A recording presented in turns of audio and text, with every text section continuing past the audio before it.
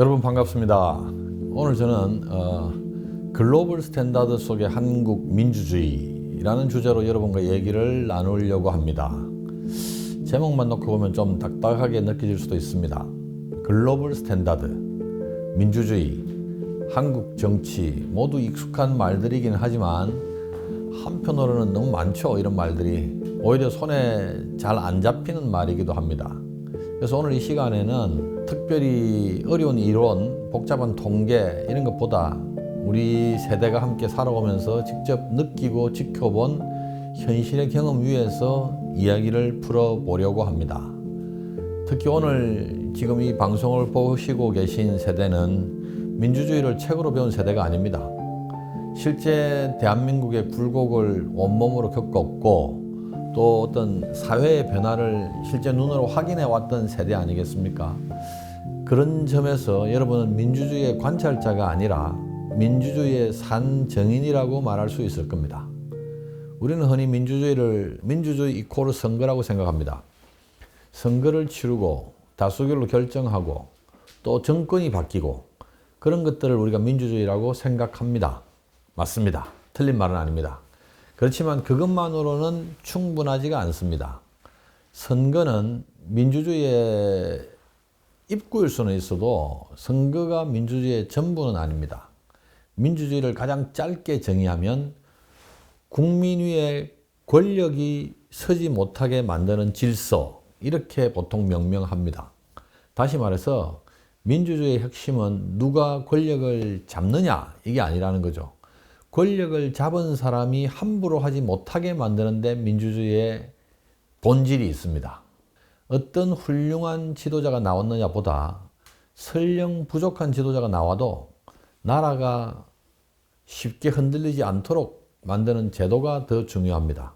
민주주의 정치 체제는 기본적으로 인간에 대한 불신의 바탕 위에 있습니다.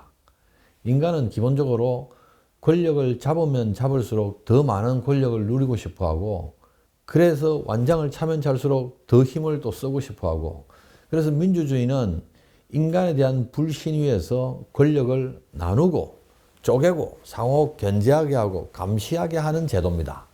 그래서 인류가 수없이 많은 어떤 공동체 내에 통제 체제를 만들어 왔지만 유일하게 살아남은 통치 체제가 권력 체제가 민주주의라고 말할 수 있는 겁니다.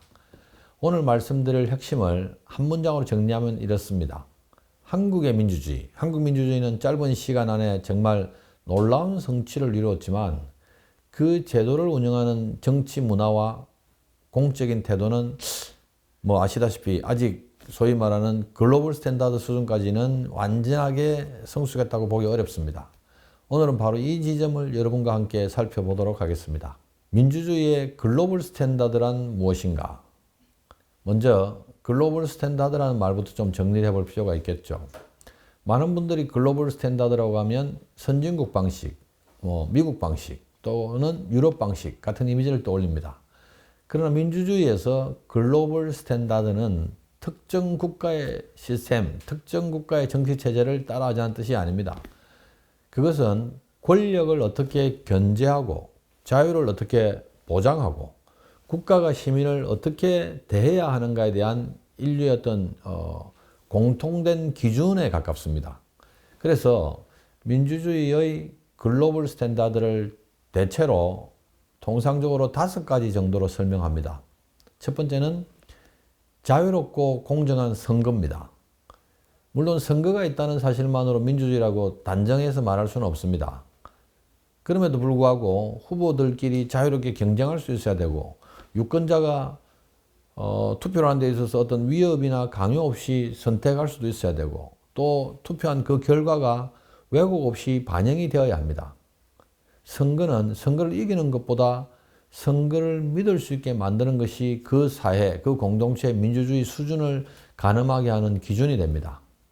둘째는 권력 분립입니다. 입법, 행정, 사법이 서로 각자의 역할을 가지면서도 상호 견제하게 해야 됩니다.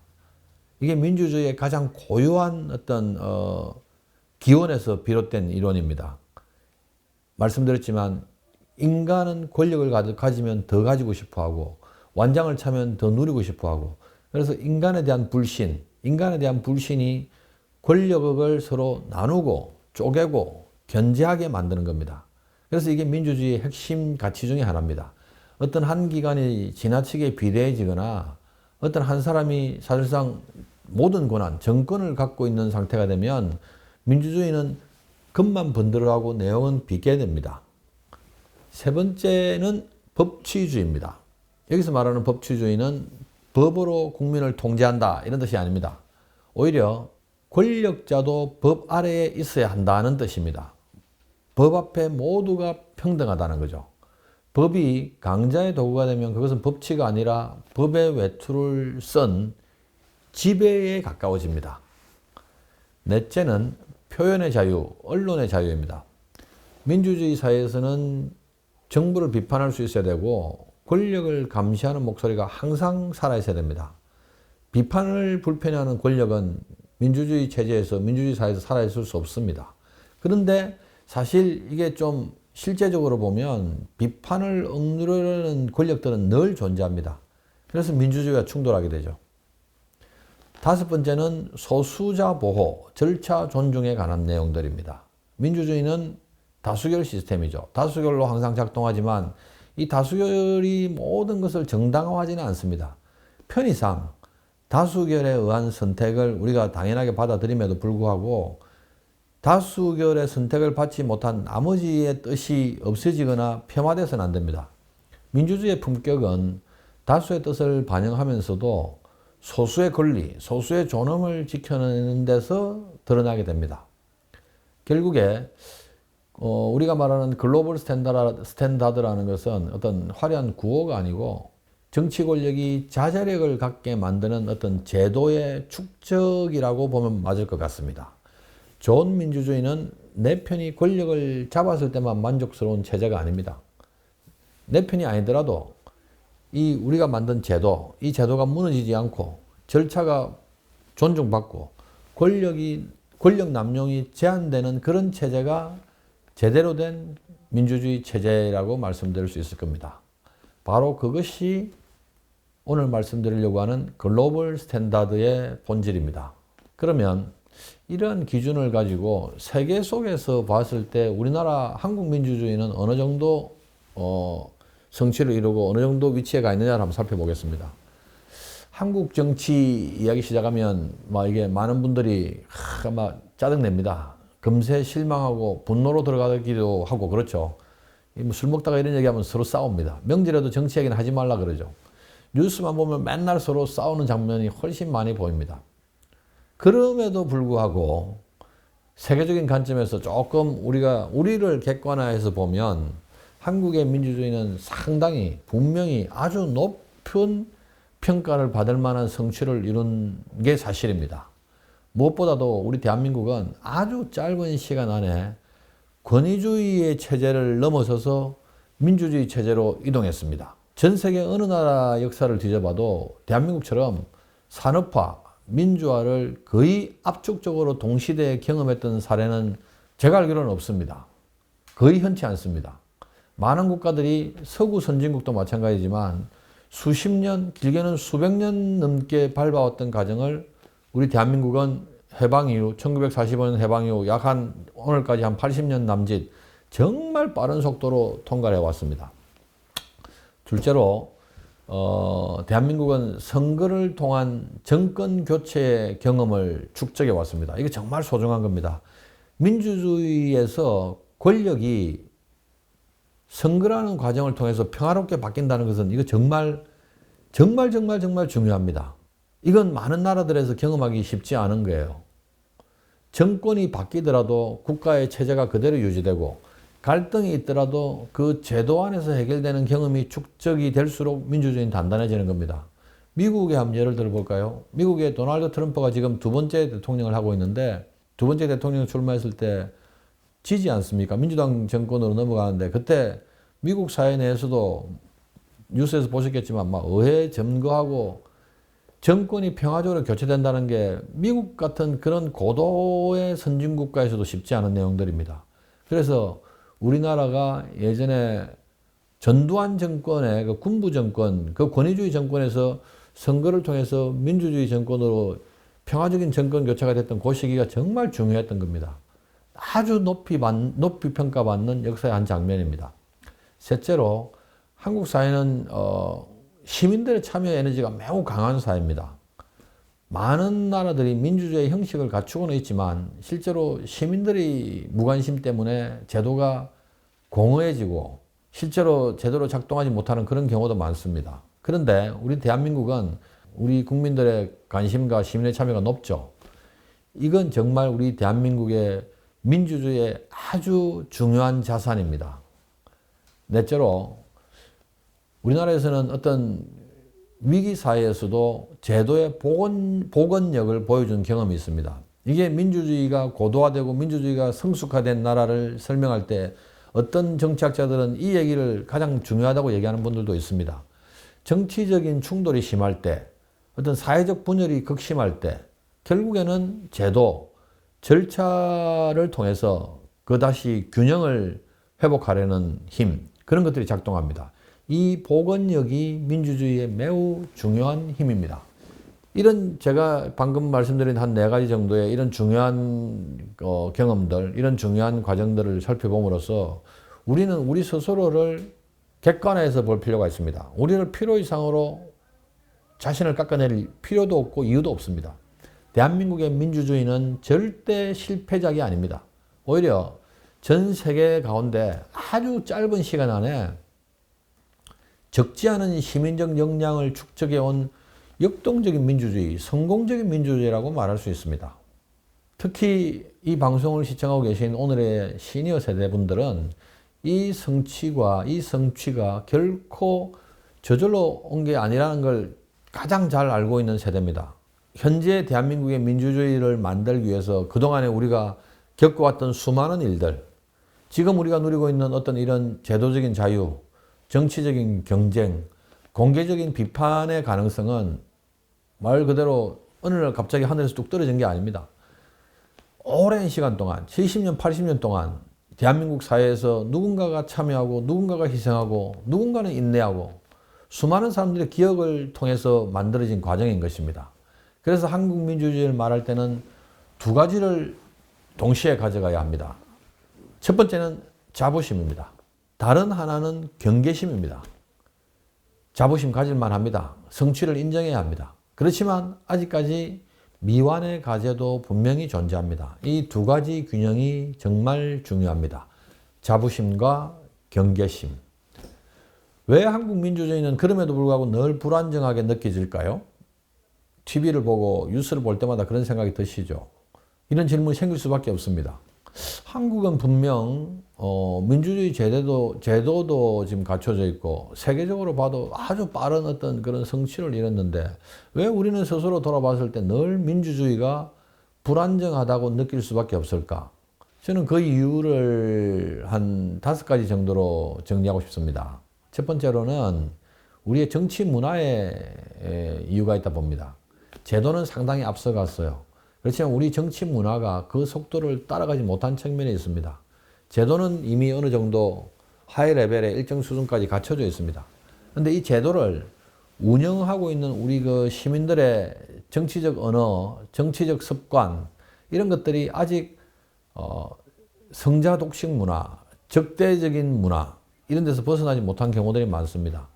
선거가 끝난 뒤에도 선거하는 과정에 주고받았던 수많은 경쟁의 언어가 협력의 언어로 바뀌어야 되는데 그렇지 못하고 오히려 그 적대적인 의견이 내 편 아니면 네 편 이렇게 해가지고 제거의 대상으로 보는 태도가 남아있죠.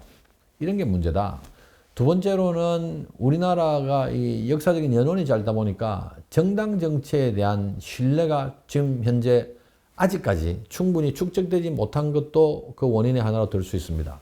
서구 선진국들이나 미국 같은 경우도 보통 정당의 역사가 뭐 몇백 년 되지 않습니까? 200년, 뭐 미국의 민주당, 공화당 같은 경우 거의 200년 가까이 되고 선진국들의 정당들도 이름을 바꾸긴 하지만 어쨌든 그건 뭐 18세기부터 해가지고 늦은 나라는 19세기 거의 200년 가까운 정당 정치의 어떤 문화가 축적이 되어 온 게 사실이에요.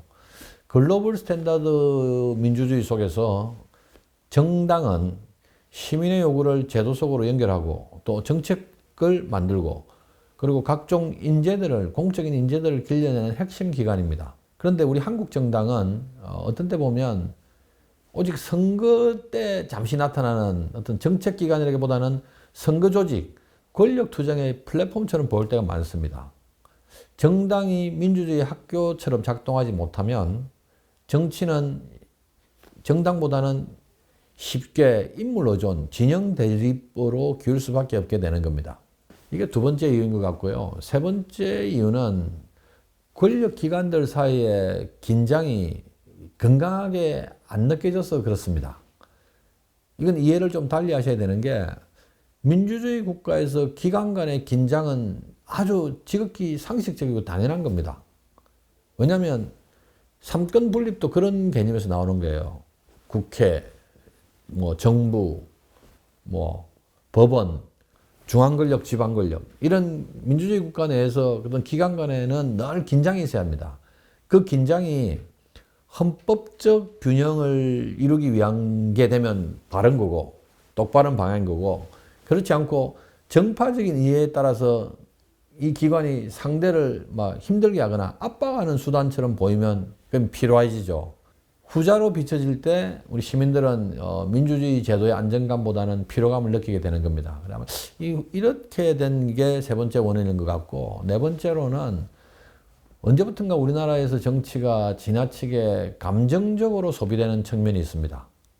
어떤 팩트, 사실보다는 감정, 또 어떤 설명 이런 것보다는 분노, 수기, 오랜 서로 모여가지고 오래 생각하는 수기 이런 것보다 진영을 동원해가지고 자기 이론, 자기 견해를 관철시키려고 하는 이런 것들이 더 빠르게 작동하는 경우가 많다 보니까 이게 좀 문제처럼 보인다. 물론 민주주의에는 열정이 필요하죠. 그렇지만 민주주의가 열정만으로 지속되기는 쉽지 않습니다. 민주주의는 열정이 있어야 되지만 동시에 절제도 있어야 합니다. 내 편이 옳다고 믿더라도 절차를 존중해 줘야 되고 상대가 그닥 마음에 안 들더라도 그 상대의 존재를 인정해 줘야 됩니다. 그게 민주주의의 기본이죠. 그게 민주주의의 존재 이유이기도 하고 그게 민주주의가 성숙할 수 있는 베이스가 되는 겁니다. 다섯 번째로 이게 마지막인데 이 우리 시민들의 기대 수준은 상당히 높아졌어요. 그런데 그 제도의 개선 속도가 그만큼 못 따라가는 측면도 있는 것 같습니다. 오늘날의 시민들은 이미 선진국을 살고 있는 시민들이죠. 저희들은 개발도상국에서 태어나서 지금 선진국의 시민으로 살아가고 있지만 지금 이제 태어나고 자라는 젊은 사람들은 다 선진국에서 태어나서 선진국의 교육을 받고 선진국의 삶을 살고 있는 사람들이에요. 그래서 오늘날 시민들은 우리가 과거에 경험했던 그것보다도 훨씬 높은 수준의 어떤 공정성, 투명성, 책임 정치 이런 걸 요구합니다. 근데 지금 실제로 현재 기득권을 누리고 있는 많은 그 분들이 정치권 또 어떤 그 제도 근데 이런 젊은 사람들 혹은 현재 대한민국 시민들의 요구를 못 따라가는 것 같아요. 그게 문제인 거 아닌가. 그 결과로 실망이 쌓이고 그 실망이 정치에 대한 냉소로 바뀌고 이 또 냉소가 서로 극단적인 선택을 부르는 토양이 되는 거 아닌가. 최근에 대한민국 정치 문화가 양극단으로 갈라지게 된 것도 민주주의가 이런 형태의 모양을 드러내게 된 것도 다 어떤 그런 기저에서 출발했다 저는 그렇게 생각합니다. 여기서 우리가 한 가지 주의할 점이 있습니다. 민주주의를 흔드는 것은 언제나 어떤 아주 돌발적이고 극적인 사건 때문에 흔들리는 게 아닙니다. 민주주의는 물론 엄청나게 큰 충돌, 헌정위기, 지난 윤석열 정권에서 벌어졌던 계엄 같은 이런 엄청나게 큰 쇼킹한 사건들도 민주주의를 흔드는 극적인 사건이 될 수 있겠지만 그것보다도 오히려 민주주의가 안에서부터 조금씩 허물어지는 이게 더 위험할 수가 있습니다. 상대방에 대한 반복되는 불신, 정치의 어떤 행위에 대한 어떤 만성적인 피로, 정치 자체에 대한 어떤 그런 것들이 정치 자체에 대한 냉소로 이어질 수 있거든요. 시민들이 제도를 믿지 못하고 정치인들 다 똑같지 국회에서 하는 게 맨날 저렇지 정치에 대한 기대를 접고 얘기해봐야 저 사람하고 내하고 얘기해봐야 서로 얘기 안 되니 말 말자. 공적 토론을 포기하고 이렇게 되면 민주주의는 껍데기만 남고 형식만 남고 내용은 점점 말라 들어가게 되는 겁니다. 그래서 한국 민주주의의 가장 큰 과제는 지금 어떤 새로운 제도를 만드는 데 있는 게 아닙니다. 이미 있는 제도를 얼마나 더 신뢰가 가능하게 운영할 건가, 얼마나 절차를 일관되게 존중할 건가, 얼마나 권력을 절제하고 또 자제하게 만들까에 있는 것입니다. 민주주의는 혁명적인 구호보다 꾸준한 관리와 절제가 훨씬 더 중요한 체제입니다. 그렇기 때문에 우리는 정치적 입장이 다르더라도 몇 가지 공동 원칙에는 서로 합의해야 됩니다. 이게 우리의 민주주의를 떠받치는 가장 중요한 내용들입니다. 선거 결과는 존중해야 됩니다. 권력 남용은 견제해야 됩니다. 남의 편만 비판할 게 아니고 내 편의 잘못도 정확한 기준에 따라 비판할 수 있어야 됩니다. 국가의 제도는 정권의 소유물이 아닙니다. 정권은 바뀔 수 있지만 국가의 제도는 국민 전체의 것이기 때문에 이러한 이해가, 이러한 합의가 흔들리면 안 됩니다. 이러한 합의가 흔들리게 되면 민주주의는 언제든지 감정을 쏟아내는 감정 소비의 전쟁터로 바뀔 수가 있습니다. 여기서 저는 오늘 우리 이 방송을 보고 계신 시니어 그룹들에게 특별히 하고 싶은 말이 하나 있습니다. 왜냐하면 우리 세대는, 시니어 세대는 한국 민주주의의 과거를 아는 세대일 뿐 아니라 지금 우리가 겪고 있는 이 민주주의가 얼마나 쉽게 당연한 것으로 소비될 수 있는지를 경계할 수 있는 세대이기도 하기 때문입니다. 지금 우리가 누리고 있는 이 민주주의가 저절로 하늘에서 뚝 떨어진 게 아니고 제도 하나, 어떤 표현 하나, 자유 하나, 이런 것들 하나하나가, 이런 것들을 우리가 확보하기 위해서 얼마나 많은 희생을 치르고 얼마나 많은 비용을 들이고 얼마나 공을 들여가지고 지금 이걸 누릴 수 있게 됐는지 시니어 세대분들은 다 알고 계시죠. 그래서 지금 이 단어가 중요합니다. 기억입니다. 기억해야 합니다. 이 기억은 대단히 중요합니다. 민주주의 사회에서 기억은 가장 중요한 정치적 자산입니다. 우리가 오늘날 민주주의를 이루기 위해서 얼마나 많은 일들을 겪어왔는지, 얼마나 많은 희생들을 치러왔는지, 이러한 부분에 대한 기억이 사라지면 지금 누리고 있는 이 자유가 방종에 가까워지고 가벼워지고 민주주의를 지키기 위한 이런 형식적인 절차들이 아주 귀찮은 게 되고 권력이 자제하고 절제하는 게 쓸데없는 것, 불필요한 것으로 취급될 수가 있습니다. 그래서 시니어 세대의 역할들은 단지 과거를 회상하는 데 있지 않습니다. 이러한 과거의 기억들, 민주주의를 이룩하게 된 이런 과거의 기억들을 다음 세대에게 우리가 생각했던 그 민주주의의 무게를 고스란히 전달하는 데 있습니다. 오늘날 한국 사회가 겪는 갈등도 이러한 기억의 단절과 무관하지 않다. 저는 이렇게 생각합니다. 무엇이 왜 중요했는지, 왜 절차가 내용만큼이나 중요한지, 또 왜 권력에 대한 감시가 특정 진영의 문제가 아니라 모든 시민들의 문제인지를 계속해서 이야기해 줄 사람들이 필요합니다. 저는 그 역할을 지금 방송 보시고 계신 우리 시니어 세대분들이 충분히 해낼 수 있다고 생각하고 또 하셔야 된다고 생각합니다. 이제 말씀을 맺어보도록 하겠습니다. 글로벌 스탠다드 속에서 볼 때 한국 민주주의는 결코 뒤처진 실패의 체제가 아닙니다. 짧은 시간 안에 엄청난 성취를 이룬 민주주의고 여전히 성장 가능성이 큰 민주주의이기도 합니다. 그럼에도 불구하고 동시에 아직 한국 민주주의의 제도는 충분히 성숙하지 않았고 또 그것을 운영하고 있는 정치 문화 또 시민 태도 이런 것들도 아직 어떤 측면에서 보면 미성숙한 것도 사실입니다. 민주주의를 지키는 힘은 거창한 구호에서 나오지 않습니다. 저는 민주주의를 지키는 힘이 기억, 절제, 참여 이 세 가지에서 나온다고 생각합니다. 민주주의가 어떻게 형성되어 왔는지 기억하고 네 편, 내 편이 아니라 모두에게 똑같은 기준을 적용할 수 있는 절제를 지키고 냉소하고 비난하는 것 대신 참여를 선택하는 것. 기억, 절제, 참여가 민주주의를 지탱합니다. 오늘의 결론을 마지막으로 한 문장으로 압축해서 말씀드려 보겠습니다. 글로벌 스탠다드는 먼 나라의 규칙이 아니고 우리 사회가 권력을 얼마나 절제시키고 서로의 자유를 얼마나 존중하느냐를 가늠하는 기준입니다. 한국 민주주의는 아직 완성되지 않았지만 충분히 지킬 가치가 있고 더 성숙해질 가능성이 큰 민주주의입니다. 경청해 주셔서 감사합니다.